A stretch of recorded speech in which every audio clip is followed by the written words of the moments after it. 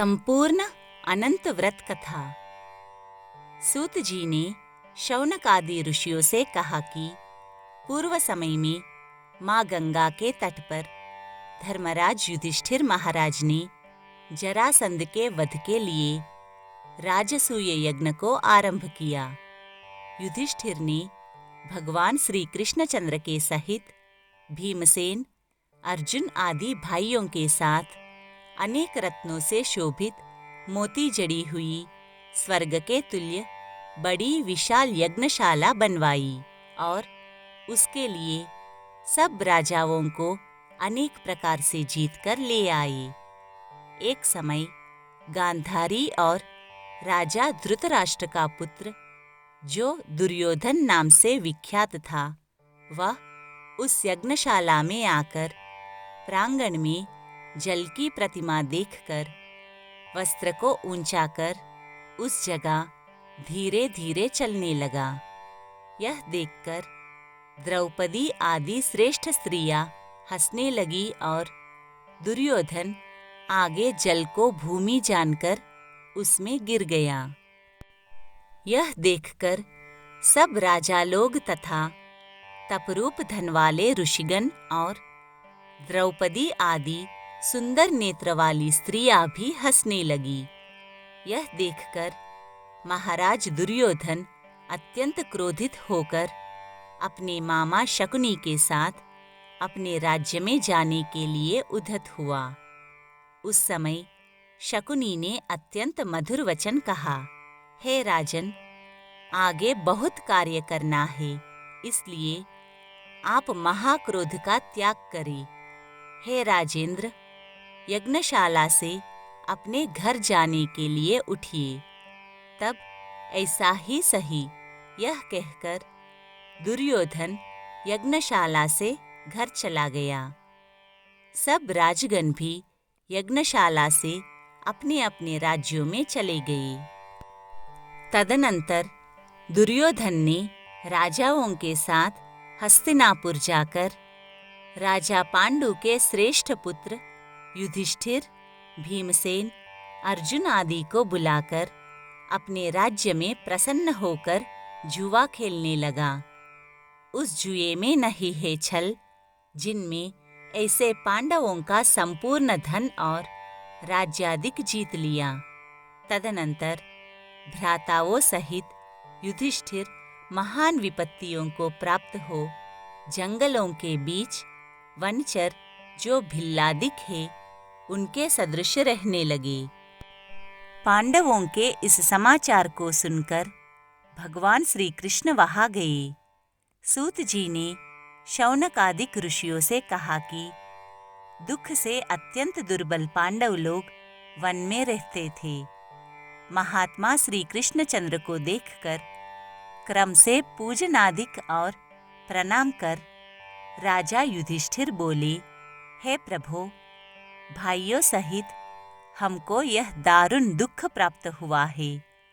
इस दुख रूपी सागर से हम कैसे छुटकारा पाएंगे, सो कहिए। हम कौन से उत्तम देवता का पूजन करें अथवा कौन सा व्रत करें जिससे हमको राज्य मिले। हमारा हित तो आप ही की कृपा से होगा। ऐसा सुनकर भगवान श्री कृष्ण बोले, हे युधिष्ठिर, पुरुषों और स्त्रियों के समस्त पापों को नष्ट करने वाला अत्यंत उत्तम एक अनंत नामक व्रत है, जो भाद्रपद मास में शुक्ल पक्ष की चतुर्दशी तिथि को होता है। उस व्रत के अनुष्ठान मात्र से संपूर्ण पापों का नाश हो जाता है। ऐसा सुनकर राजा युधिष्ठिर ने कहा, हे वासुदेव, आपने जो अनंत व्रत कहा वह क्या शेषनाग का अथवा अनंत नाम के नक्षत्र का व्रत है या अनंत परब्रह्म का यह व्रत है? हे केशव, यह अनंत किस देवता का नाम है, वह सत्य सत्य कहिए।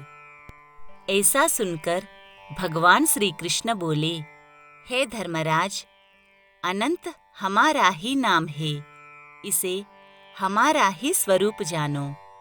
सूर्य आदि जितने देवता हैं और कालादिक जो कहे जाते हैं, सब हमको ही जानो।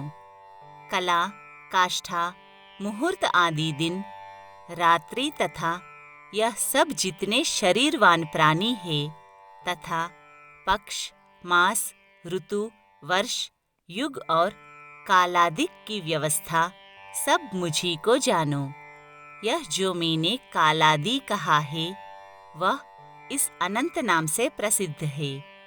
वही मैं भूमि का भार अल्प करने के लिए इस कृष्ण नाम से अवतरित हूँ। दानवों का नाश तथा साधु पुरुषों की रक्षा के निमित्त मुझे वसुदेव के कुल में भी उत्पन्न जानो। आदि अंत मध्य जिसका नहीं, ऐसे कृष्ण, विष्णु, शिव, वैकुंठ, सूर्य, चंद्र, सर्वत्र व्याप्त ईश्वर मुझको जानो। हे युधिष्ठिर, नहीं है उत्तम जिससे ऐसा विश्वरूप जो योगी लोगों से ध्यान किया गया, वह संपूर्ण रूप वाले अनंत हम ही हैं, जिससे 14 इंद्र, 8 वसु, 12 सूर्य, 11 रुद्र, 7 ऋषि, 7 समुद्र तथा वृक्षादि सहित संपूर्ण पर्वत हम ही को जानो। 27 नक्षत्र, 10 दिशा, पृथ्वी, 7 पाताल तथा भूर्भुवादि 7 स्वर्ग, यह सब हम ही हैं। इस विषय में कुछ भी संदेह न करो। ऐसा वचन सुनकर राजा युधिष्ठिर बोले, हे सर्वव्यापी भगवान, अनंत व्रत का महात्म्य तथा विधि कहिए। अनंत व्रत का अनुष्ठान करने वाले प्राणी को क्या पुण्य और क्या फल मिलता है, वह भी कहिए। पूर्व काल में यह अनंत व्रत किसने किया और मृत्युलोक में किसने प्रकाशित किया, यह सब विस्तार पूर्वक हमसे कहिए। युधिष्ठिर का ऐसा वचन सुनकर भगवान श्री कृष्ण बोले, सतयुग में सुमंत नाम का एक ब्राह्मण था। उसने वशिष्ठ गोत्र में उत्पन्न सुंदर दीक्षा नाम की भृगु ऋषि की कन्या के साथ वेदोक्त विधि से विवाह किया। हे राजन, दीक्षा नाम की स्त्री से समय पाकर अनेक सुंदर लक्षणों से युक्त एक कन्या उत्पन्न हुई। वह शीला नाम की अत्यंत सुशीला कन्या पिता के घर बढ़ने लगी। उसकी पतिव्रता माता कालज्वर के दाह से दुखी हो नदी के जल में प्राण त्याग कर स्वर्ग को चली गई। तदनंतर उस सुमंतो नामक ब्राह्मण ने धर्म नाम की एक दुशीला नाम की कन्या से विधि विधान पूर्वक विवाह किया। वह स्त्री नाम के ही सदृश दुष्ट स्वभाव, कर्कश वचन बोलने वाली और बड़ी प्रचंड थी। वह शीला नाम की कन्या पिता के घर गृह कार्य करने में बड़ी चतुर थी। वह आंगन, बाहर, दरवाजे के ऊपर और देहली के ऊपर स्वस्तिक, शंख, कमल के नीले, सफेद और काले अनेक प्रकार के चिन्हों को लिखकर देखा करती थी। इसके अनंतर इसी तरह बहुत दिन बीतने पर कौमार अवस्था में प्राप्त वह शीला पिता के घर में बड़ी मंगल देने वाली हुई। उसको देखकर पिता सोचने लगा कि हम यह कन्या पृथ्वी में किस गुणवान वर को दे। ऐसा विचार कर वे दुखी हुए।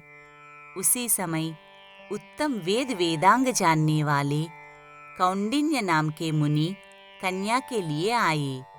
वे मुनि बोले, तुम्हारी गुणयुक्ता कन्या से मैं विवाह करना चाहता हूँ।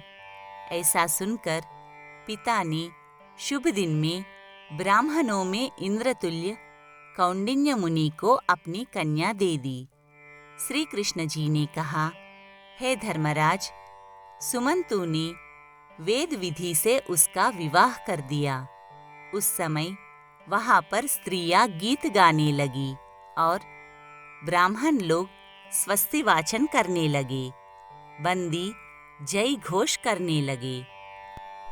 इस प्रकार विवाह कर सुमंतु ब्राह्मण अपनी कर्कशा स्त्री से बोला, दामाद के संतोष के लिए कुछ द्रव्यादिक दहेज में देना चाहिए। ऐसा सुनकर वह कर्कशा क्रोध से घर की शोभा बिगाड़कर संपूर्ण द्रव्यादिक एक पेटी में अच्छी तरह बंद कर दामाद से बोली कि आप अपने घर जाइए, हमारे घर में कुछ भी द्रव्य नहीं है। यदि विश्वास ना हो तो देख लीजिए। यह सुनकर वे मुनि उदास हुए और वह कन्या भोजन से बचे हुए अन्नादि को मार्ग में खर्च करती रही। कौंडिन्य मुनि भी उस सुमंतु की कन्या शीला को बैलगाड़ी पर बिठाकर शनि शनि चलने लगे। जाते जाते पुण्यदायक यमुना नदी को देखकर उसके किनारे रथ खड़ा कर शिष्यों को नियुक्त कर वे स्नान संध्यादि करने गए। मध्याह्न के समय भोजन का समय जानकर रथ से उतर नदी के किनारे उस शीला ने लाल वस्त्र पहने हुए स्त्रियों के झुंड को देखा। उन स्त्रियों के समूह को चतुर्दशी के दिन श्री जनार्दन भगवान का पूजन करते हुए देख उनके पास जाकर उन स्त्रियों से शीला धीरे से पूछने लगी, तुम लोग यह क्या कर रही हो? इस व्रत का क्या नाम है? ऐसा सुनकर शीला ही है श्रृंगार जिसका, ऐसी उस शीला से वे स्त्रियां बोली, यह अनंत का व्रत है, हम अनंत भगवान को ही पूजते हैं। ऐसा सुनकर शीला बोली, मैं भी यह उत्तम व्रत करूंगी। इस अनंत व्रत की क्या विधि है और यह व्रत किस प्रकार का है? इसमें क्या दान होता है? कौन देवता पूजे जाते हैं? वह मुझसे कहो। ऐसा सुनकर वे स्त्रियां बोली, हे शीले, उत्तम अन्न को प्रस्थ मात्र लेकर मालपुआ आदि पकवान बनाकर आधा ब्राह्मण को देवे और आधा स्वयं भोजन करे। फिर कृपणता न करते हुए शक्ति के अनुसार दक्षिणा देवे और यह व्रत नदी के तीर पर करे और भगवान हरि की कथा सुने। कुशा के शेष नाग को बनाकर बांस के पात्र में रखकर फिर स्नान कराकर मंडप के भीतर भगवान का सविधि पूजन करे। चंदन, पुष्प, धूप, दीप और अनेक प्रकार के नैवेद्य आदि मिष्ठान्न सहित रखे। उनके आगे मजबूत सूत का डोरा केसर रंग में रंगकर 14 गांठ देकर बाएं हाथ में बांधे। प्रथम यह स्मरण करे कि हे वासुदेव, नहीं है अंत जिसका, ऐसे संसार रूपी महासागर में डूबे हुए मेरी अच्छी तरह उद्धार करो और अपने अनंत रूप में लीन करो। हे सूत्र रूपी अनंत भगवान, आपको बारंबार नमस्कार है। ऐसा स्मरण कर सूत्र रूपी अनंत भगवान को बाएं हाथ में बांधकर स्वस्थ चित्त हो भोजन करे। संसार रूपी अनंत नारायण भगवान का ध्यान तथा भोजन कर अपने घर जाए। हे भद्रे, यह व्रत तुमसे कहा। भगवान श्री कृष्ण युधिष्ठिर से बोले, हे राजेंद्र, प्रसन्न चित्त से ऐसा व्रत विधान सुनकर वह शीला भी सुंदर डोरे को हाथ में बांधकर व्रत करने लगी। जैसा 14 गांठ देकर बाएं हाथ में बांधना कहा है, वैसा ही बांधकर अपने भोजन का आधा ब्राह्मण को देकर अवशिष्ट स्वयं खाकर फिर प्रसन्न हो पति के साथ बैलगाड़ी द्वारा अपने घर को गई। तब से उसे शुभ शकुनों पर विश्वास हो गया। वह अनंत व्रत करने से गोधन और धन धान्यादि से भरपूर घर हो गया। वह सोने में ग्रथित माणिक्य और मोतियों के हारों से भूषित और अतिथि पूजन में सर्वदा व्याकुल रहती थी। सुख से रहकर वह मणियुक्त करधनी तथा मोतियों की मालाओं से अलंकृत घर में पति के साथ उत्तम वस्त्र पहन सावित्री के समान शोभित होने लगी। किसी समय पति ने बैठी हुई शीला के हाथ में बंधा सुंदर डोरा देखा और शीला से बोला कि हे शीले, यह डोरा तुमने क्या मुझे वश में करने के लिए बांधा है? इसका कारण कहो। ऐसा सुनकर वह शीला बोली कि जिसके प्रसाद से संपूर्ण धन धान्य संपदा मनुष्य को मिलती है, वही यह अनंत हमने धारण किया है। भगवान श्री कृष्ण ने कहा, लक्ष्मी के मद में अंधा होकर शीला के ब्राह्मण पति ने शीला के वचन को सुनकर उसके बाह के डोरे को जल्दी से तोड़ दिया और अनंत कौन है ऐसा कहते हुए पाप कर्म करते हुए मूर्ख ने डोरा अग्नि की ज्वाला में डाल दिया। उधर शीला व्याकुल होकर हाहाकार करती हुई दौड़ी। उसने डोरे को लेकर दूध में डाल दिया। इस पाप कर्म से उसकी वह लक्ष्मी नष्ट होने लगी। गौ आदि चोर ले गए, घर में आग लग गई, सब धन नष्ट हो गया। जो जिस तरह से धन आया था उसी तरह फिर चला गया। इसी तरह कुटुंब में भी कलह होने लगी, भाइयों में लड़ाई होने लगी। अनंत को फेंकने के पाप से उसके घर में दरिद्रता घुस गई। भगवान श्री कृष्ण ने कहा, हे युधिष्ठिर, उसके साथ संसार में कोई बातचीत नहीं करता था। वह शरीर से अति संतप्त हो गया और मन से भी दुखी रहता था। बड़े भारी दुख को पाकर कौंडिन्य मुनि ने अपनी पत्नी शीला से कहा, हे शीले, एकाएक उत्पन्न इस शोक के कारण मैं दुखी हो गया और मेरा धन नष्ट हो गया। स्वजनों से कलह होती है और मुझसे कोई बात नहीं करता है। शरीर में नित्य ज्वर आदि ताप रहते हैं। चित्त में बड़ा ही खेद होता है। इसका क्या कारण है? तुम जानती हो तो कहो। क्या उपाय है जिससे मेरा भाग्य अच्छा हो?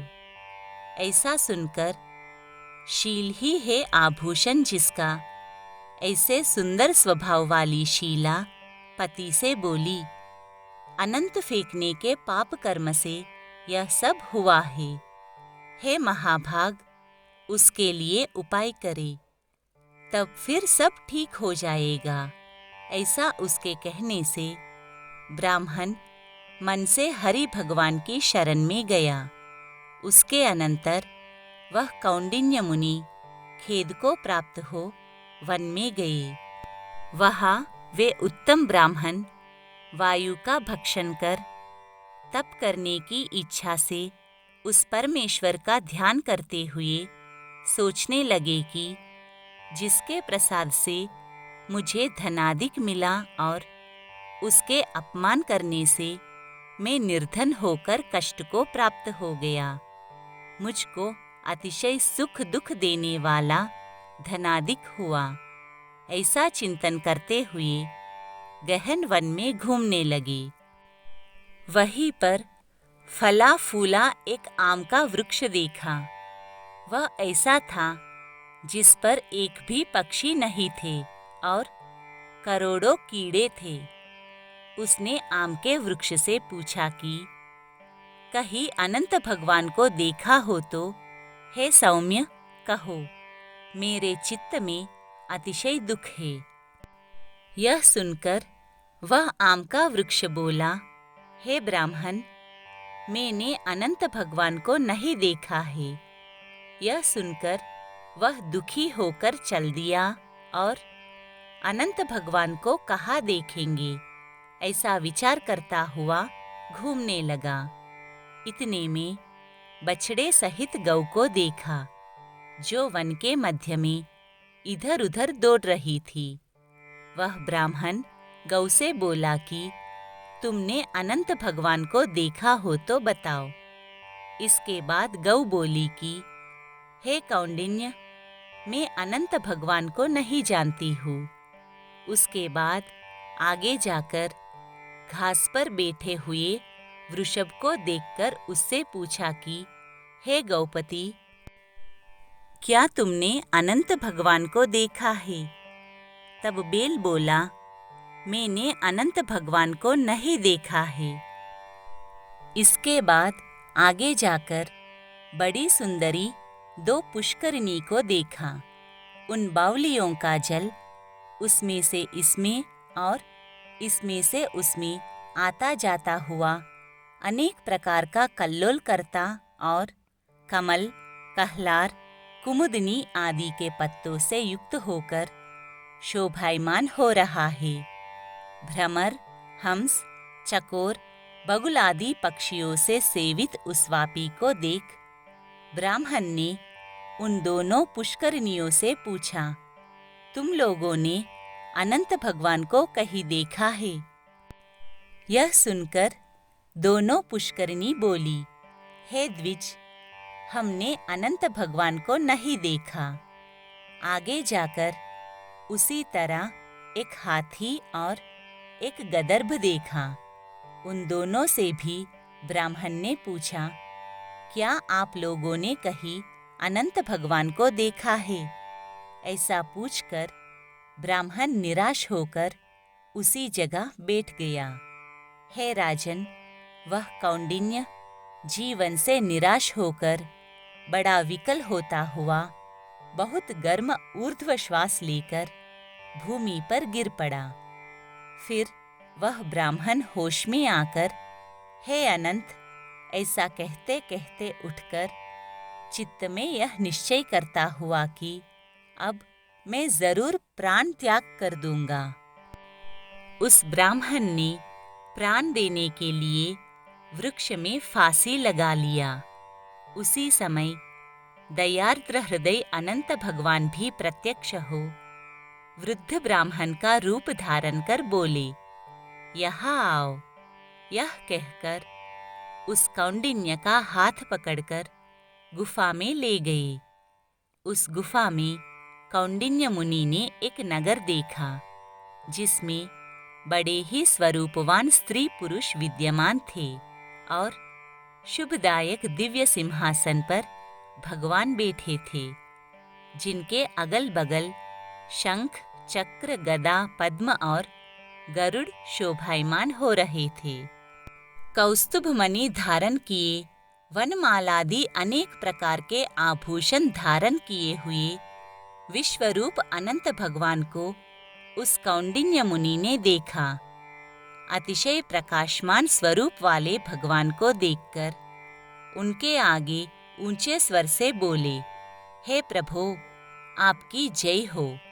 ऐसा कहकर तथा प्रणाम कर बोला कि हे नाथ, हे पुंडरीकाक्ष, हम पाप रूप पाप कर्म करने वाले, हमारी आत्मा पाप रूप है और हम पाप ही से उत्पन्न है। रक्षा करें। आप मेरे संपूर्ण पापों को हरने वाले हैं। उस मुनि का वचन सुनकर अनंत देव भी बड़े कोमल वचन से बोले, हे विप्रेंद्र, मत डरो, जो तुम्हारे मन में हो कहो। ऐसा सुनकर कौंडिन्य मुनि बोले, हे प्रभु, मैंने धन से उन्मत्त हो अनंत का डोरा तोड़ दिया। उस पाप कर्म से मेरा धन नष्ट हो गया। घर में अपने कुटुंबियों से कलह होती है।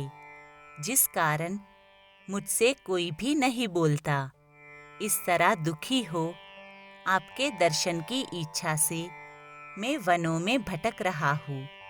हे देवेंद्र, आपने कृपा कर अपना दर्शन दिया। अब मुझ पर दया करके उस पाप की शांति का उपाय कहिए। श्री कृष्ण महाराज बोले, हे युधिष्ठिर, भक्ति से प्रसन्न होकर देवता क्या नहीं देते। ऐसा उत्तम ब्राह्मण का वचन सुनकर अनंत भगवान कहते हैं कि हे कौंडिन्य, तुम विलंब मत करो, अपने घर जाओ और भक्ति से 14 वर्ष तक अनंत का व्रत करो।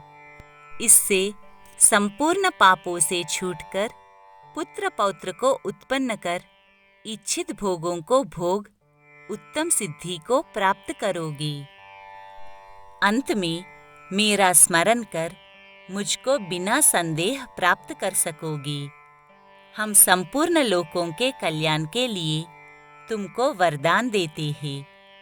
यह शीला का अनंत व्रताधिक श्रेष्ठ आख्यान और कल्याण करने वाला अनंत व्रत जो प्राणी सुनकर किया करेंगे, वे शीघ्र पापों से छूटकर परम गति को प्राप्त होंगे। अनंत देव ने कहा, हे ब्राह्मण, मेरे पास जिस मार्ग से तुम यहाँ आए, उसी मार्ग से तुम जल्दी घर को जाओ। ऐसा सुनकर कौंडिन्य मुनि बोले कि हे स्वामिन, मैं जो पूछता हूँ उसे बताइए। जंगल में घूमते घूमते मैंने कुछ कौतुक देखा। हे जगतगुरु, वह कहो। वह आम का वृक्ष कौन था? वह वृषभ कौन था? और कमल, कुमुद, कहलार से सुशोभित परम सुंदर बड़े जंगल में मैंने 2 पुष्करिणी देखी है, सो क्या थी? वह गधा कौन था? वह हाथी कौन था? और उत्तम वृद्ध ब्राह्मण कौन था? तब अनंत देव बोले, वह आम वृक्ष वेद विद्या को अच्छी तरह जानने वाला ब्राह्मण था। उसने शिष्यों को विद्या नहीं दी, इसलिए वह वृक्ष हुआ।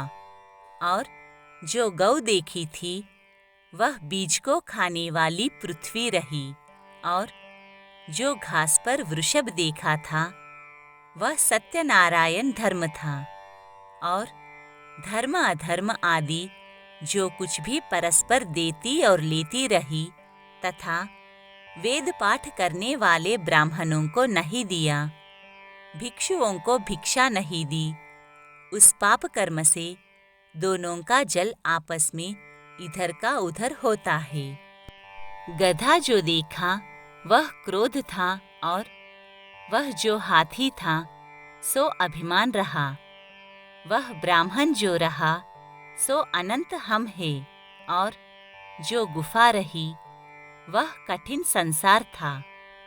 अनंत देव ऐसा बताकर उसी जगह अंतर्धान हो गए। यह सब स्वप्न के समान देखकर उस जगह से मुनि अपने घर को आए और 14 वर्ष तक अनंत व्रत कर जैसा अनंत देव ने कहा था वह सब सुख भोग कर अंत में वह अनंत देव का स्मरण कर अनंत लोक को चले गए। हे राजर्षि, तुम भी यह कथा सुनो और व्रत करो। जिस प्रकार ब्राह्मण को 14 वर्ष में फल प्राप्त हुआ, तुमको भी उसी तरह अनंत देव की कृपा से सब इच्छित वस्तु एक ही वर्ष में कथा सुनकर व्रत करने से प्राप्त हो जाएगा। हे राजन, व्रतों में उत्तम व्रत मैंने कहा, जिसको सुनकर प्राणी सब पापों से छूट जाते हैं, इसमें संदेह नहीं है और हरि चरणों को प्राप्त होते हैं। हे कुरुकुल में उत्पन्न युधिष्ठिर, जो शुद्ध विचार वाले प्राणी संसार रूपी गुफा में सुख से फिरने की इच्छा करते हैं, वे तीनों लोकों के स्वामी अनंत देव का पूजन कर डोरे को दाहिने हाथ में बांधते हैं।